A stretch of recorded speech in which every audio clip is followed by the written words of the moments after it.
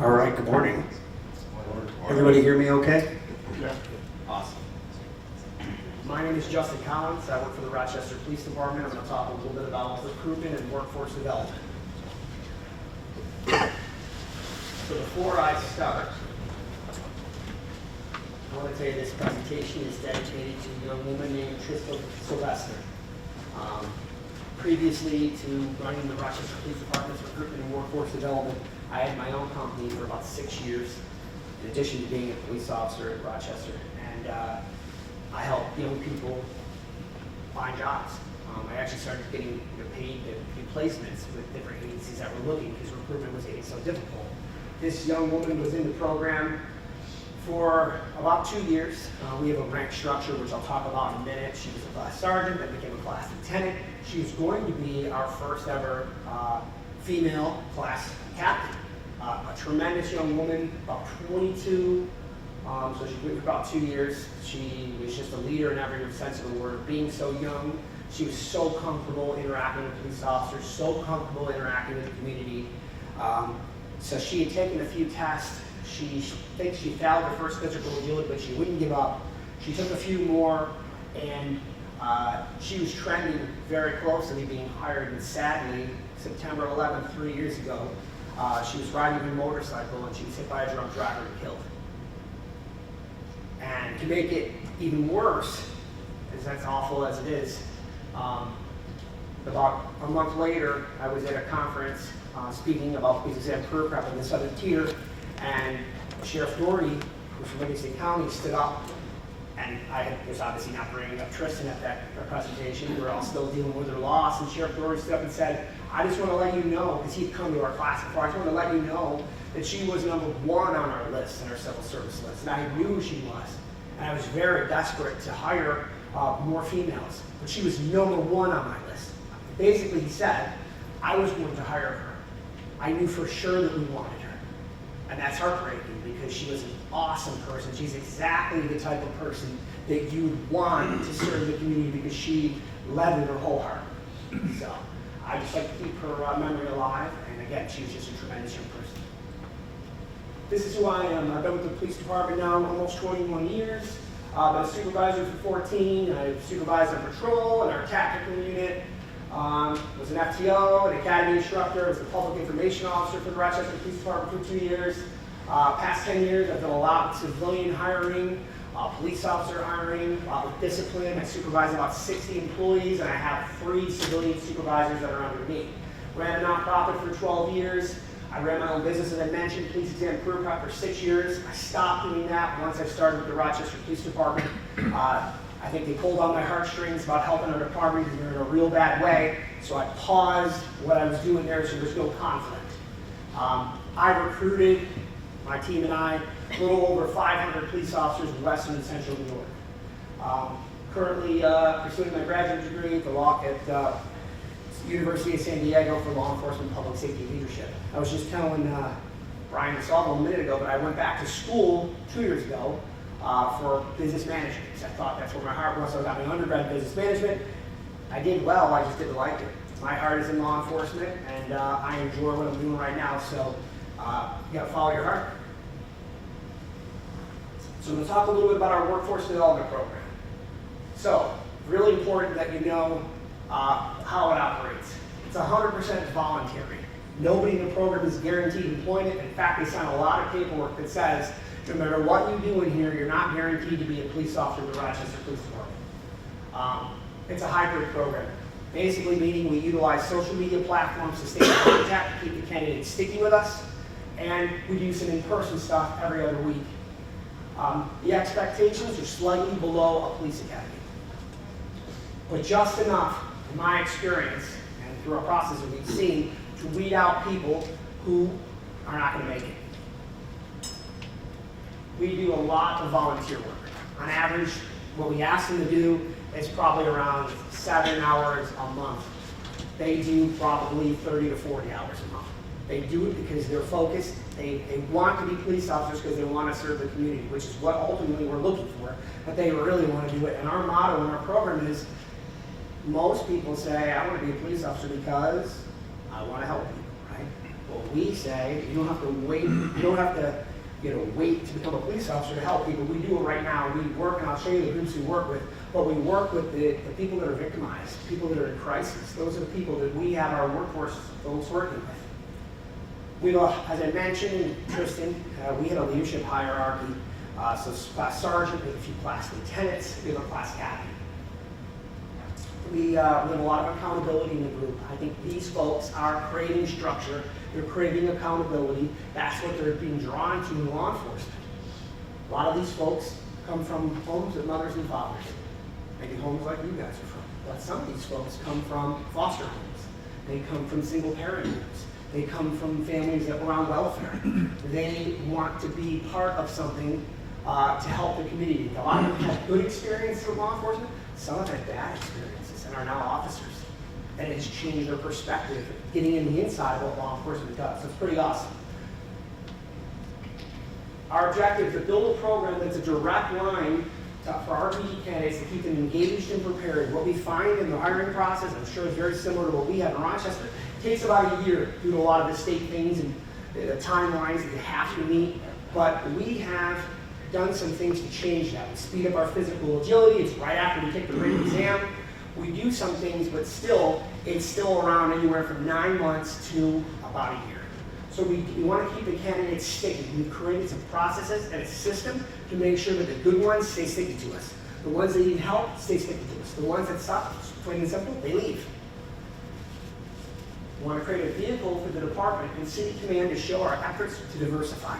This is obviously the same with us as it is with you guys, with across the state. We need to attract a diverse group of candidates. It has to happen. We're serving a diverse community, no matter where you are, whether you're in the city, in a county, we want to attract a diverse group of candidates. Now, we all know that a lot of times there's not a lot of diverse candidates that take these exams. We're lucky, some of our efforts has produced more of a diverse candidate base. But there are times where we're trying to diversify and there aren't candidates applying. What we have tried to do here with this workforce development is to show. When I say show, we do as much internally as we do externally. My motto is, if there's not a photo or if there's not a video, it didn't happen. So we push a lot of content out on social media. It's for lots of reasons, to attract new candidates, but also to show the community, to show command, to show your mayor, to show your county executive, to show whoever, to show activists. We're trying here. These aren't imaginary people. These are people that are trying to make it through this hiring process. Some will and some won't. But it does act as a vehicle to show your efforts to the community that you are trying to diversify. We are looking for emotionally intelligent candidates, hoping they're going to be less problematic. In fact, that's exactly what we've seen in my few years of doing this. That's what we're producing. We think we've got a competitive advantage with the RPD's program. So much so that other agencies have started to reach out to ask how they can do it. Now, we have a larger agency, but I know there are other agencies that are similar in size, and then I have situations where groups of rural agencies are now pooling together to create programs like this. Because while they may not have 700 officers, together they have a few hundred officers where they've created consortiums to keep good candidates engaged. Where do the candidates come from? They come from the civil service list predominantly. We also get through our active social media, we get a lot of referrals from other officers. We get a lot of inboxes from our social media platforms. But the biggest thing, and I'm sure your officers have been out there, you get probably asked, you used to get a lot more, I want to be a police officer. What should I do? We say things like, oh, we'll take the civil service exam. Or go buy a book from Barnes & Noble or online. So many of those candidates drop off in that period because they're waiting that year. So while the questions may still be there, you're kind of really sending them the abyss. This is where they go when they want to do it, and they want to be around like-minded people and people who are professionals who are going to get them to stay on that course to become an officer. We get a lot of referrals from community groups. We get a lot of referrals from our command staff. We get a lot of referrals from PCIC meetings and community meetings. We get, like as I mentioned, social media direct messages. Our chief, the mayor's office, a lot of colleges sending people saying, they're going to school for criminal justice. Well, I'll just tell them to do the push-ups, sit-ups, and run. That is not enough in today's day and age. Unless this is a Marine or someone fresh out of boot camp, what I find is most of these folks who are trying to pursue this in this day and age want to belong with something. And this is where they belong. A big part about whether we're on a recruitment campaign, and I have my recruiters out there, or our workforce development, it's all about follow-up. So I treat our team a lot like an inside sales force. When we go to our tabling event, if you're thinking private sector, they're doing the outside sales. When we do inside, we're a lot of texting and a lot of follow-up phone calls. They are working lists trying to get leads and sales. And sales for us is people first signing up for the exam. We meet them out there, we bring their name in, and we don't just cross our fingers and hope they show up for the exam. We follow up with that person. Hey, this is Officer Morales, just calling you back to see you signed up at this event. I just wanted to make sure you got, and I'm looking at the list and I don't see your name. Oh wow, that guy called me, asked me. Again, 20 years ago, did we have to do this? No, we did not. But right now, we're coming up with ways to fix this problem, and it's working for us. So, you're doing your follow-up to make sure that you signed up. Now we want to get them to sign up for the exam. Once they've signed up, if you're like us, we have an issue where people sign up, but they do not show up. So now, show up. So we follow up with show-ups. We're contacting them, emailing them, texting them, and confirming that they're showing up. We'll then send text just prior to the exam. Hey, Officer Morales, Officer Calderon, just reminding you the exam is this weekend. We have our exam on September 28th, so they're just finishing their first round of notifies, and this week for us will be very busy following up with everyone who signed up, hoping that they show up. It also allows us to predict where we're getting our best leads from. We use a lot of data, we use a lot of analytics to figure out what's working for us, and then pivoting when it's not working. What we're not. So this is super important. People will say, well, we have something like that. We have an Explorer program. This is not an Explorer program. Well, we have a cadet program. It's just like our cadet program. This is not a cadet program. This is not mandatory. You do not have to do this if you want to become a Rochester police officer. There's other ways you can do it. I like our chances and I like our numbers that this is the best way to do it, but some people choose not. They choose to do another way, and that's okay. It's not a paid internship. You're not affiliated with any one college. We work a lot with NCC. We work a lot with RIT, but we're not affiliated. So you do not have to go to college or to be part of this program. We don't want to reduce any opportunities that we have by saying, well, if you don't go to RIT, you can't be part of our program, which we've done some of that in the past, and it's not good for us in this current era. It's not an occasional workshop. We do workshops. They're great, but this isn't an occasional workshop. This is a group that holds each other accountable and is very consistent. It's on a first-name basis with a lot of our PT staff and a lot of our other admin staff. Who's in this group? Before I get into this, in this group, they're anywhere from 19 years old to 34 years old, right in that testable range. Mothers, fathers, I mentioned, from all different backgrounds, home stats, black, white, so we have transgender, we have homosexual, we have everything in this group. All coming together and working as a group and getting hired as police officers, which is awesome, and all supporting each other. So it's a tremendous group. We talk about the workshops. We still do the workshops, but the workshops are just like a random pop-up event. We were getting very, very little turnout at our workshops, as you see. As soon as we started making this a thing, a group, something to belong to, which we know is what most people, a brotherhood, a sisterhood, is why they joined this profession. As soon as we started doing that, it exploded. As soon as we put some steps in this thing, some discipline in this thing, some structure, immediately they were drawn to it. Keys to success: recognizing and pushing engagement based on the 21st century. Understanding that what worked in the past, when I got in the job, does not work anymore. And we know that because our numbers are dropping.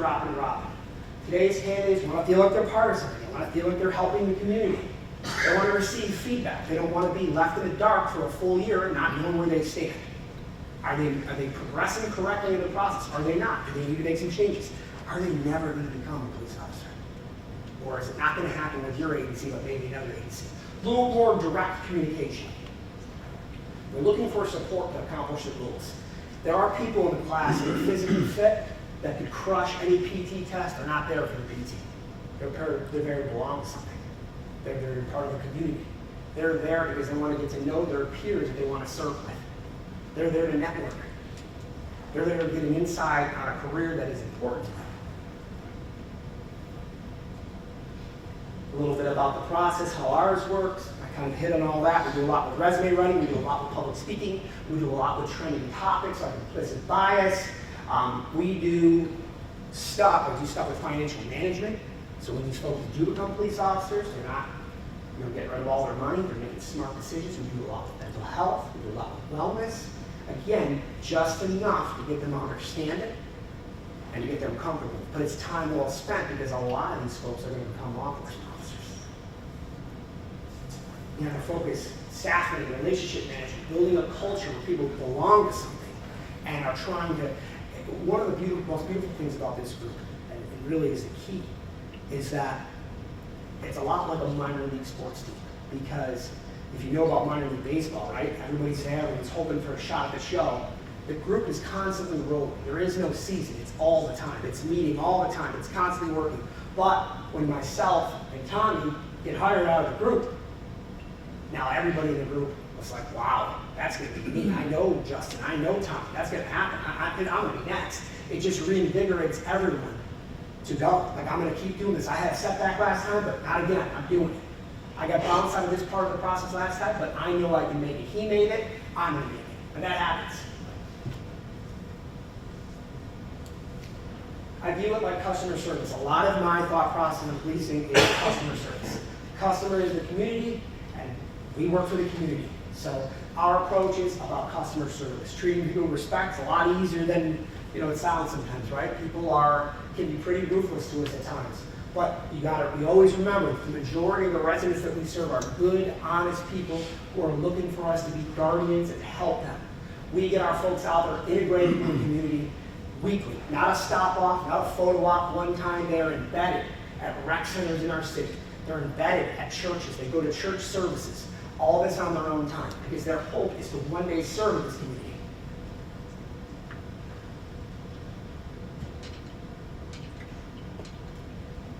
I talked a little bit about inside.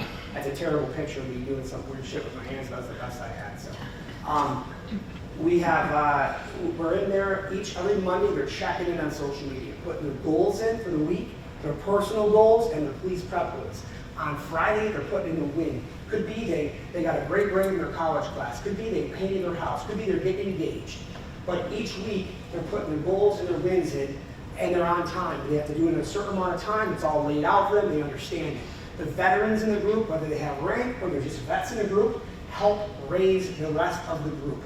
It's a rite of passage to be in a position to help the next person. I'm a firm believer that if you help enough people get what they want, you'll get what you want. That's the group, really one of the group's focus. So they're constantly checking in. Our recruiters are monitoring everyone on social media. Anything we see concerning, we'll address it. But for the most part, this is what they do, and it really helps like a check-in to keep them engaged. I talk about relationship management, and the church community is a really big deal. It's very important that we're engaged in the local churches. We have a huge support base there. But so often, I can only speak for my department, our officers are spread thin. We're down to 100 officers. We have a lot of retirements. We cannot keep up at that rate. It's hard for our folks to get out there at the churches. My brother Moses Robinson's in the room. He lives it every day. He's deeply embedded in the faith community, in the community doing that work. But he can tell you, for so long, the community needs more of that. These are our customers, but we're not out there because some of it they're just not interested, and some of it is they don't have the time. These young folks are interested, and they do have the time. So we're getting them out there early, and what does it create down the road? It creates people that view these people with respect, and they know that they're focused on, once they get out there, making sure they continue that. This is it. I mean, we know that it's no secret that law enforcement struggles across the country to add people. And I'm a firm believer that if you can develop a group of people that are laser focused on helping the community, that ultimately you're going to have a phenomenal workforce. A little bit about how these folks get in. Yes, now do we do full backgrounds? Are we knocking on doors and doing references to start? No, because we're talking about hundreds of people that try out for this group. And I just don't have the staff for that. But if they're eligible to take the civil service test, that's the first check. But we do a deeper dive, and this onboarding has evolved over time. We ask key questions that would eliminate them from being hired.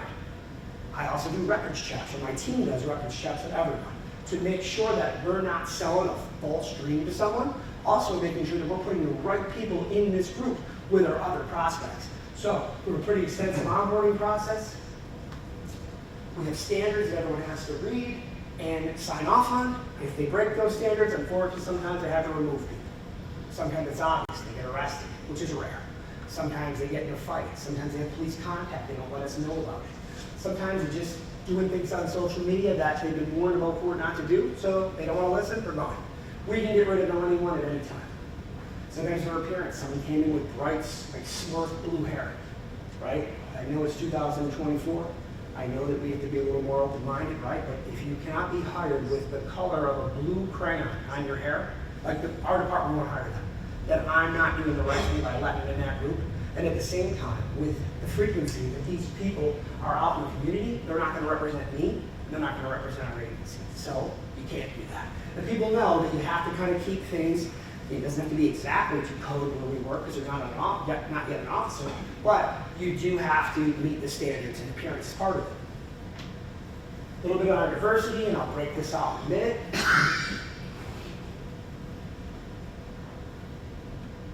Service above self is a big part of our workforce development program. As I mentioned, we're deeply involved. Candidates are doing thousands and thousands of hours out in community volunteering. They're becoming on a first name basis with a lot of our community groups because they know when they show up, they're going to show up, you work like a machine. Obviously, the more frequently you're held to the standard, if you're crushing a rock in your hand over and over and over again, that's just going to create a diamond. We have a lot of diamonds. Moses has seen this in action 3 times, right, Moses? Yes, this sir. group comes out like a machine helping people in the community. It's a great representation of our organization. What's even greater is when they get hired, they come back in uniform and the community's like, oh my God, you did it, Jesus, you're a police officer. So that's beautiful. Another part that a subgroup of workforce development, and I'll get into that, is our Faith Link program. Again, the faith community is a huge component in the city of Rochester, it's a huge component to policing in general. We started a subgroup from the workforce development, which is our Faith Link, which it's our goal to make sure that these young people, and they're younger than me, so I call them young people, understand the different cultures and religions and faiths in our city. So we could be talking about the African American Baptist Church. We could be talking about Islamic churches. We could be talking about Jewish temples. And we've gone through to a bunch of local churches and met with a bunch of them. We sat through services, which is pretty awesome, going to these services and really getting on a first name basis on these folks. And then they invite us back, or they invite us to take part in some of their community events, which again is helping us. And what we're seeing is we know that tabling events, if you're in your recruitment, tabling events can be fruitful and they can stick. Well, the best, most organic way to recruit someone is if you have a group of people that are coming out representing this organization, they're trying to do it, and you're at a church service, that grandmother, grandpa, mother, father, whatever is going to say, my young person probably would be a good police officer. They don't always are interested. I saw this group where everyone looked like they're having a good time, and then we're getting referrals like that. So it's really organic and really grassroots, but it's working. Some other places that we are, Boys and Girls Club, House of Mercy, dealing with homeless, a lot of bridging the gap, a lot of community groups. We have a couple really awesome groups. Rise Up Rochester, Rock the Peace, Serena Cotton, Monia Ridgeway. These are mothers, and I know they have a similar thing in Buffalo. These are mothers who've lost young people, young men to violence. Now they've kind of dedicated their lives to going out and advocating against violence. Well, these people are doing the work of God. They're the salt of the earth. They experienced it, and they've dedicated their life to try to stop violence in the city. These are perfect partners for our group. We want our young men and women who are desperately pursuing this badge to be around that, to be around, to see, to feel their pain, and to be part of what they're doing, because what it creates, once they're sworn in, is they're on a first-name basis. They've experienced it, and now that's making them that much more emotionally intelligent. Ride along. So when I got on, ride along was just kind of handed out like candy. After COVID, we stopped the ride alongs. We didn't really do them. Now, ride alongs predominantly, unless you get certain select community members, really only go through the workforce development program. And ride alongs are used, as it is a volunteer group, ride alongs are used like a bonus for somebody doing a good job. Someone's been in a group for 6 months, they're doing all the right things, they're trending in the wrong direction. Perhaps they're getting close to being hired by Buffalo, and we want to throw them a bone, and we don't want them to go to Buffalo because we want to show them how cool we are, so we give them a ride-along. Perhaps the troopers are courting them, and we don't want them to go to the troopers, maybe they'll get 2 ride-alongs. We want to show them what we do, because we think the ride-along is the best sell for that. At At the same time, we're down with a few officers. Our officers are very busy, so we don't want to overdo it, where every time Dick and Harry is getting a ride along. We want to kind of, okay, this person has elevated himself to a level, boom, we're going to hook him up with a ride along.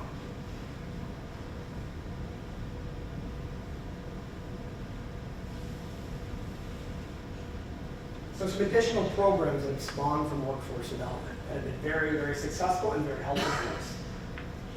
So some things that we've done for that, waiving the exam entrance fee. How many people have an entrance fee for their exam here? Okay. How much are we talking? $25. How much you tell me? 50. 25. 25? 25. Awesome. So we fought to get ours waived, and it's been great.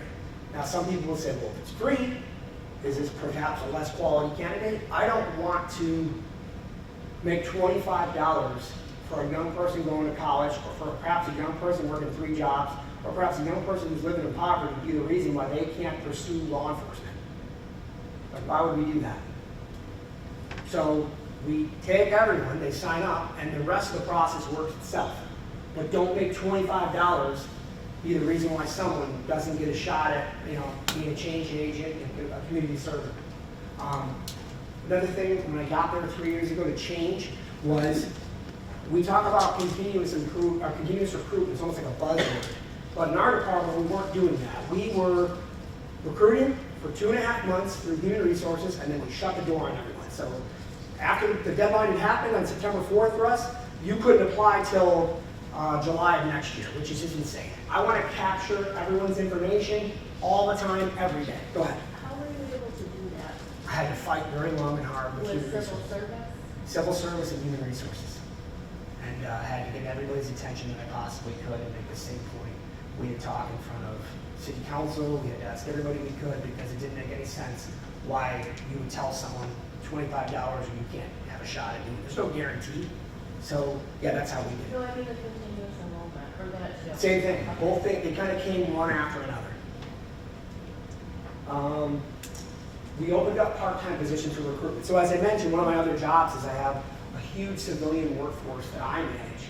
And one of our other things is that we were not using this, say again, like a private sector would, as like internships and positions, then create new positions. In our pyramid, police officer is the top position in our company. That's where you want to aspire to. So we use our civilian workforce, we started to utilize that. It's almost like you're going to be here for 6 months, you're going to be here for a year, no guarantees, but we're going to start you here and you're going to learn some things. We're going to watch you and see if we like you. You're going to figure out whether you like to be around us at a civilian level, and from there, we go from there and we try to hire you as an officer.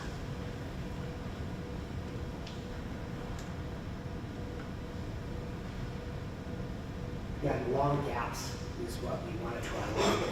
Long gaps where we're not hearing from people. So when we hire them as civilians, now not everybody in workforce is a civilian employee, but ones that are good fits, we try to bring them on as civilians.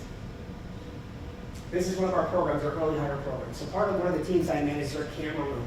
I know a lot of other departments. How many departments in the room have camera rooms or rooms with PTZ cameras?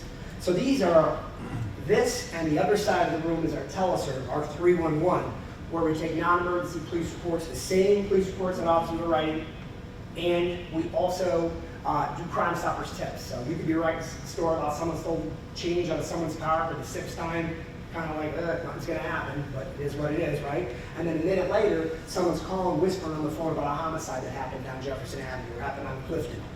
And it's like, you gotta drop everything, and then it's game time. You send a Crime Stoppers tip up. And some of our PSAs, that's the civil service title, they've been very successful in sending information, capturing timely information in this anonymous tip line, and helping solve some homicides. And same thing with our group who work the cameras. These are young people who are very passionate about law enforcement. They're not shuffling papers and stapling things. That's what we used to do with our interns and with our civilian employees. We give them papers to shuffle, and we give them stuff to file, which is ridiculous. And what would happen was, I'm going to go work for the FBI, or I'm going to go work for the troopers. That was our exposure to our agency list. You're going to learn to shuffle papers and staple things. Again, this generation wants to be way more hands-on. So when we're putting them in the camera room, they're working with a veteran, a retired officer, and they're helping solve homicides. They're watching live car chases. They're watching foot chases. They're showing people where guns are. No, you missed it. You missed it. It's right there. I've heard them get in disputes. I'm telling you, sir, it's right over here. You just got to walk over here. Look, look, look. There's the gun. They have that. They're our eye in the sky. But it's a great experience for them. They're using the police radio. These positions make about $24 an hour. I have a staff of 35. We're down 5 people, so the only one who wants to move to Rochester. This is great. It is a part-time. This is a part-time position. They can work up to 38 hours. So there are no benefits. It's a part-time position for a young person in college. $24 an hour is not bad to do a pretty exciting job. So it's great. We also have some full-time positions in our city records that do have benefits that make the same. They just have a full-time, and they work a little bit different hours. Currently, 14 people have come through our early hire program. Most of them are still there. 5 have graduated out of the program to become police officers. 4 which are RPD, 1 is a Rochester firefighter. They decided to switch to the red side. I couldn't convince them. I think it's because they offered them first and then they were. But the program has been very successful. Our Service to Shield program. How many people in here have heard about Skill Bridge in the United States military? Do you know what the Skill Bridge program is? Skill Bridge is something that we learned, my team and I learned about. It has to do with folks that are getting ready to leave their military service and they're looking to land in a career field that they're interested in. And the last 90 days, the military will pay them 40 hours a week, their regular rate, to go get an internship somewhere. So we look at this as the perfect fit to come work in our city records or to work in our camera room.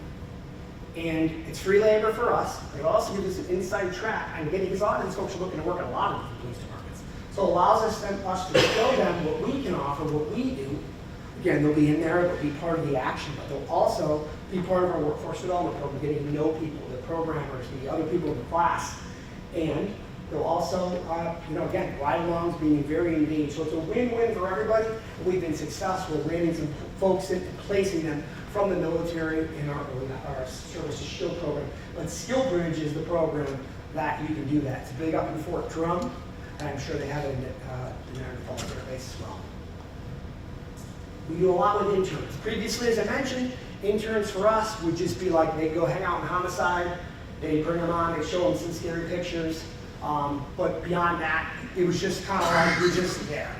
The best place for these folks in our organization is in our camera room, where they're working non-emergency police reports, and they're in the action, seeing everything unfold on camera, and can be part of helping. That is the baseline job that they're going to hope to do. A lot of folks want to be CSI because they watch the television shows.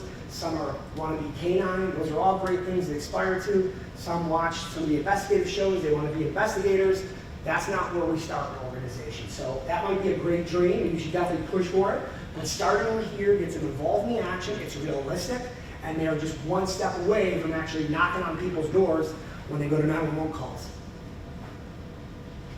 This program, again, we've had 9 interns come through, 3 graduated from intern to civilian employees, and 1, as of about 3 months ago, was hired as an officer. So this program is growing.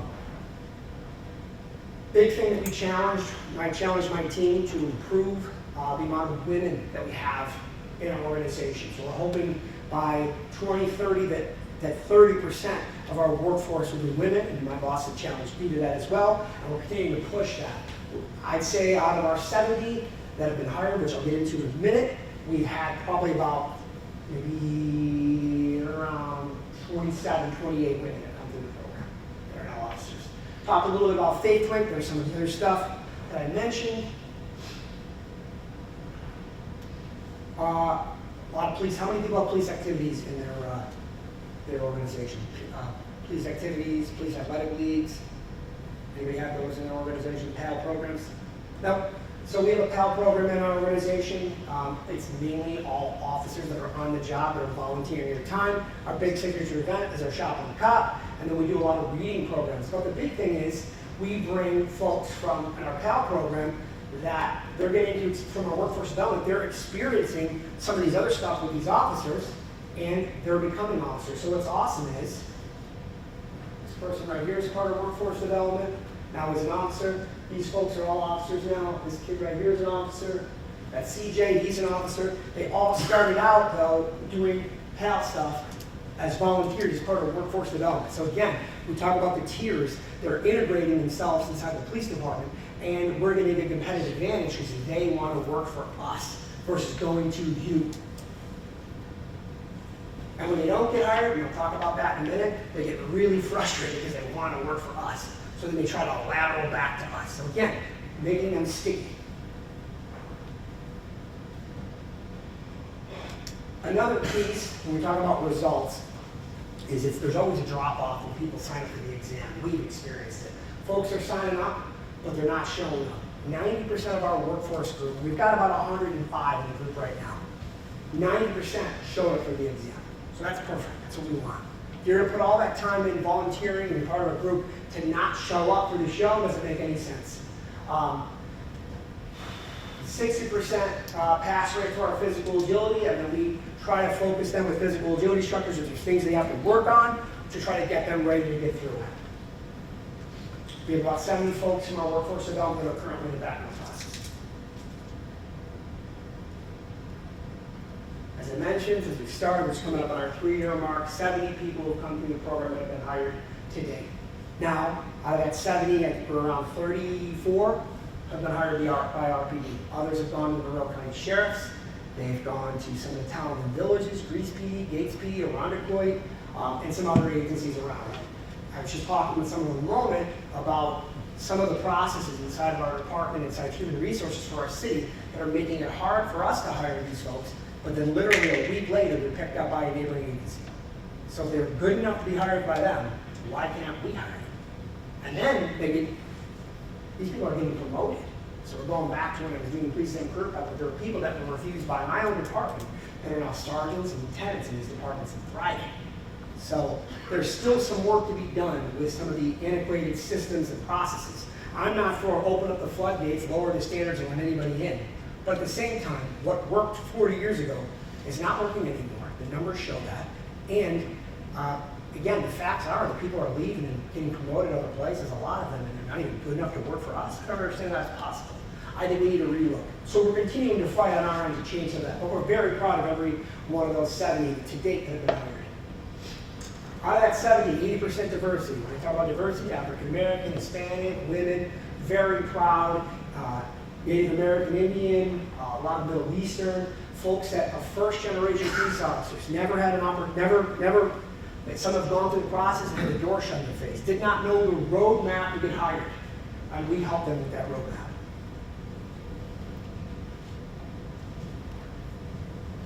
We had a lot of firsts. We had our first ever from the Congo. We had our first ever from Honduras. We had a huge Nepalese community in Rochester. And we have our first 3 Nepalese police officers come from our workforce development program. Now, they're not the first Nepalese people to ever try to become Rochester police officers. They're just the first to make it through the academy and field training and off probation. There was people before that had hired for service, but perhaps they weren't the right fit, or perhaps the system that we had wasn't really giving them a fair shot. I'm right in the middle on whether that is or isn't the case. I just know that our system, these folks got through, and they're thriving. They're doing well. And you know that they're the first people when there's an issue in the Nepalese community that our command staff is calling on to help. Can you explain what's happening here? Because culturally, there's a lot of differences in that community, just as are all cultures. So they're not the only officers, Nepalese officers that can go to the Nepalese calls, but it sure is awesome having a couple people who know how that community works and can tell them, hey, listen, you're not giving me a hard time. This is what's really happening. And that way it butters that breath a little bit. Some more of our recent hires.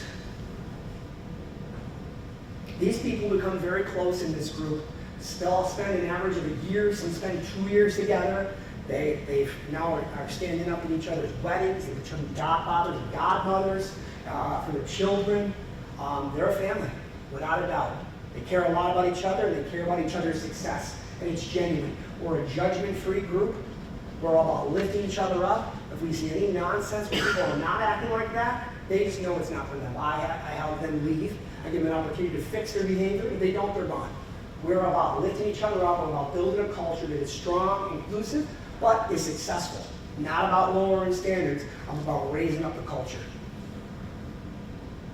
Really, best part of all this is getting a chance to swear these people in. It's such an honor to be able to pin the badge on some of these folks. Myself and our recruiters become very close to these people. And when you get a chance to pin a badge on someone who was a complete stranger to you a year or two before that, and you're with them every week digitally, you're with them every other week physically, you develop a relationship with them and you want to see them succeed. So again, pinning badges on is pretty awesome. Some of our hiring diversity there, I mentioned that before. Some of our historic firsts, we're super proud of all those things. We know there's more coming. Currently, out of the 100 that we got a few more from Nepal, we got a few more from Yemen, we've got a couple from Iraq, huge African American group, huge Hispanic group, huge white group.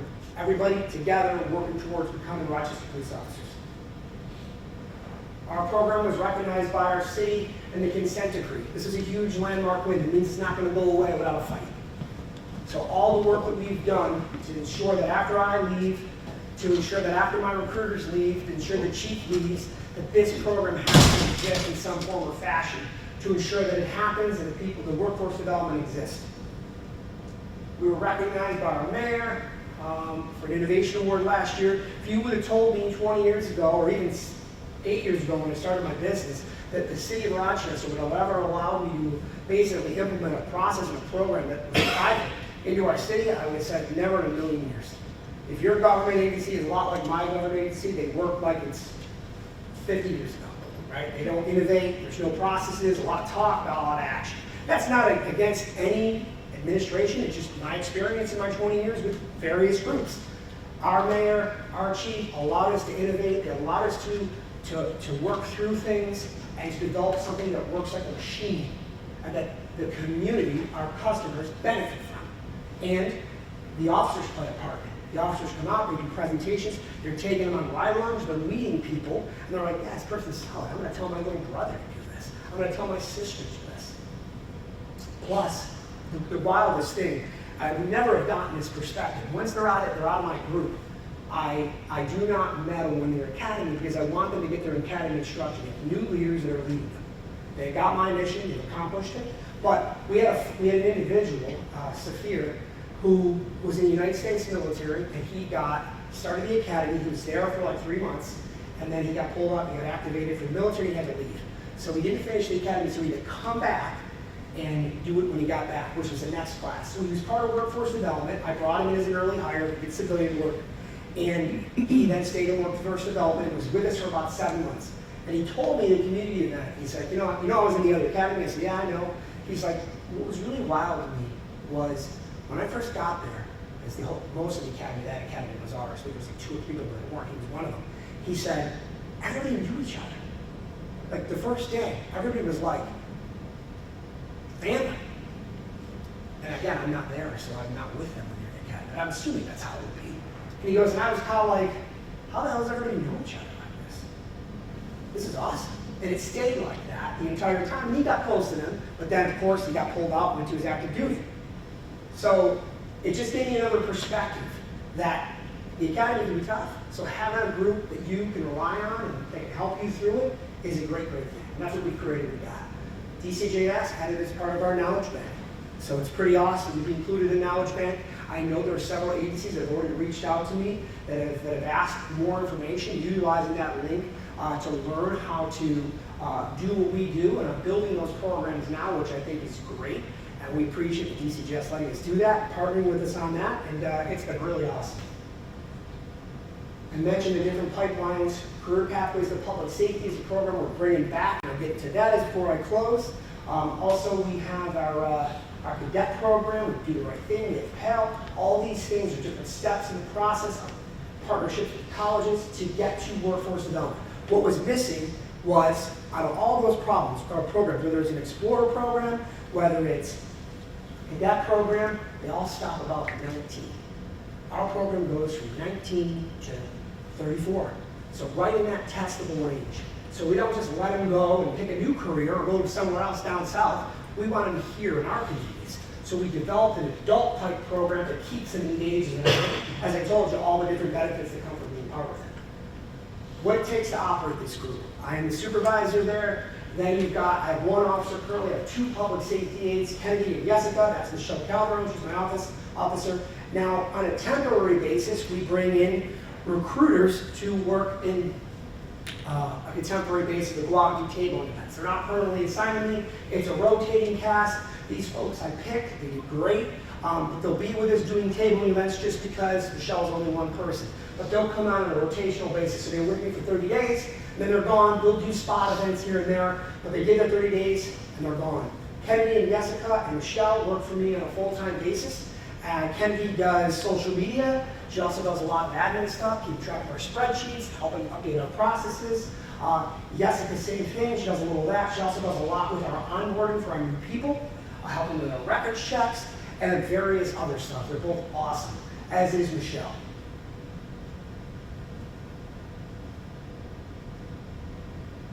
What I hope it does, and we won't know that, as I mentioned, my previous group, which is basically a carbon copy of the Workforce Development Program, is we're seeing people start to get promoted out of this group. We're seeing people who dedicated years of their life for free, hoping to get an opportunity to serve the community and serve the community while they were doing it.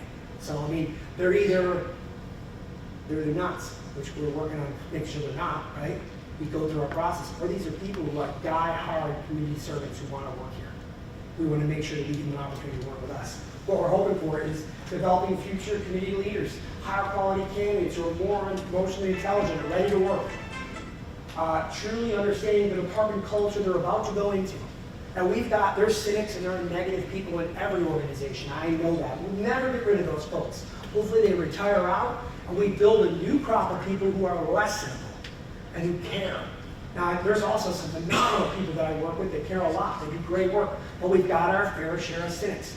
People who probably should have left about 5 years ago, but are still there. We want to help change that culture, and I think the best way to change a culture is by have to do it alone. To do it with Moses and Tommy, Brian, Mike, and do it with various people. Jenny, if you come on together, you're able to change opinion a lot quicker versus just one person standing or sitting in a room with 5 or 6 angry people who don't want to work there anymore, or bitter. That's all nonsense. If we're going to evolve as a profession, we need to start training and developing people from the jump, putting in stuff from the jump to create a better, stronger, more emotionally intelligent officer. Now, again, I'm going to say it. We have awesome people right now in our organization who do not come from workforce development. I just want more of them. Deeper engagement in the community. I can go on and on about how important community engagement is for police officers. It used to be like an option. Now, if you're not engaged with the community, you're basically failing as an organization. Our folks in workforce development are on a first-name basis with many of our community members. They're on a first-name basis with the officers like Moses Robinson and Jimmy LaRue that are engaged in the community. They know them, vice versa. Very important. That's what we want them to emulate, people that care.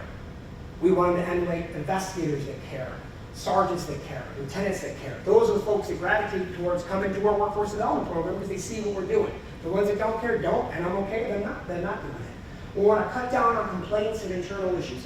We talk a lot about customer service. So again, our stats show that the officers that we have, we've had no discipline issues with any of the officers that have joined since we started, but we know that our future is continuing in that direction. Speaking of the future, we're relaunching our Explorers program. I've been tasked with doing that. I've been tasked with relaunching our Career Pathways to Public Safety program. Explorers, I think pretty much everybody knows what Explorers are. That's our younger pipeline. We don't have a very strong young pipeline right now. So it's basically a scout-based program. My officers will be part of keeping that moving, but getting that program going, really focusing on group meetings, trying to give them a little bit less of an approach of what we do, but it's enough to see it. And of course, where do they go to once they age out of scouts? They used to go nowhere. Now they go to workforce development. So it's the perfect time to do that. Career Pathways to Public Safety is a partnership with our city school district. After COVID, it went defunct. They're bringing it back. Again, now that we have this program, we have our workforce program, we have an opportunity that once people are juniors and seniors in school, where do they go? It's not, well, good luck to you, take the test, and maybe we'll see that. Nope, they have a graduation program into an adult program where we have a fast track, and if they're trending in the right direction, they get opportunities they get hired. Other things, 2 programs have been tasked with creating is our Campus Connection program. And I met once before as we're trying to get our feet wet, but our goal is to develop stronger relationships with the public safety around Monroe Community College, RIT, U of R, Nazareth.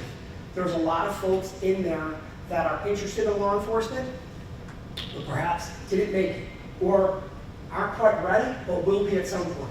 At the same time, we have a lot of folks in our workforce program that eventually do not make it through the program, but are still fantastic people that want to serve. We want that relationship that we're going to build with our Campus Connection program to be both ways. We want to be able to send quality people to them that we know are phenomenal. They just might not be right for the city, but would be phenomenal to work on a college campus. And at the same time, you may have someone that works at that organization that says, I've been working here for 3 years, I like it, but I'm chasing this dream still. I want to be a Rochester police officer. I want to be a Monroe County sheriff. I want to be an Ithaca police officer. I want to be wherever. I want to be a Buffalo police officer. We have that pipeline. Hey, tell me about this candidate. Well, this is what they do. Real experiences. Again, that's how the real world works, the private sector. References, getting to know, well, what's his work ethic like? What does he do in the face of adversity? He's got the professional experience. We want to see a relationship develop where we have more opportunities to develop a pipeline and a back and forth.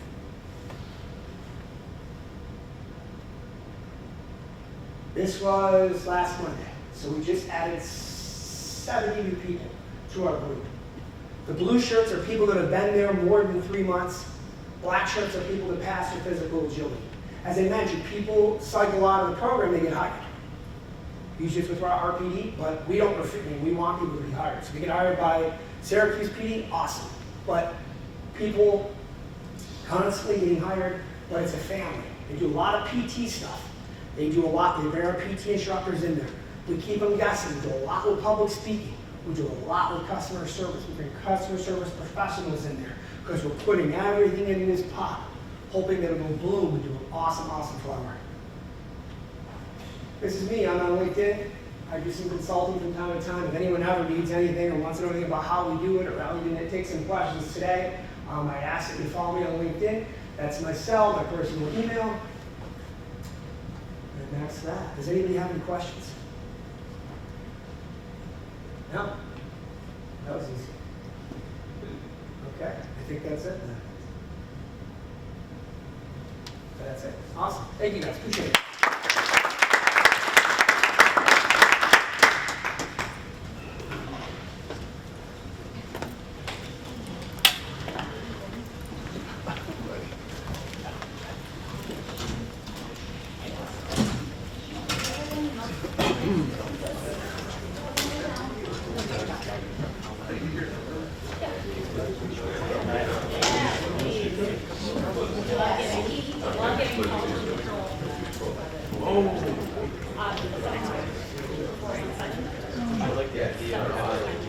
Better than the ones that I could have taken. They were perfect.